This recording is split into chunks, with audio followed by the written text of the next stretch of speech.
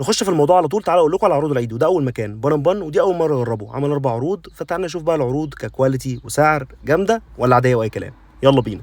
وده اول عرض بقى، ساندوتش هوت دوج عليه تشيز مع بطاطس بكام؟ ب 50 جنيه. فيلا بينا بسم الله. الساندوتش سخن والعيش فريش والهوت دوج ككواليتي باين قوي ان هي عاليه، والتشيز ما جزعتنيش خالص مع انها كتيره، بس طعمها حلو قوي. مع البطاطس بقى عليها التوابل بتاعتهم جامد. بينا بقى على تاني عرض وب 70 جنيه، ساندوتش فرايد تشيكن ومعاه بطاطس عليها التوابل بتاعتهم. ويلا بينا بسم الله. العيش كان عالمي قوي، وساندوتش من غير صوصات، تتبيله الفراخ حلوه وحاسس بطعم كل حاجه. فلا، ساندوتش فرايد تشيكن زي ما قال الكتاب.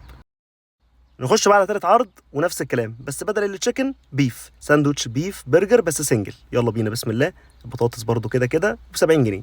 بسم الله. طعمه كان جامد الصراحه كعيش وكبرجر. واكتر حاجه بقى بتعجبني في السماش برجر هي الحته دي، طعمها كان جامد ومقرمش، وهي دي الحوار بالنسبه لي. لحد دلوقتي انا مبسوط جدا. ونخش بقى على اخر عرض ورابع عرض، ساندوتش دبل بيف برجر مع بيبسي وبطاطس، وبدل ما التاني ب 70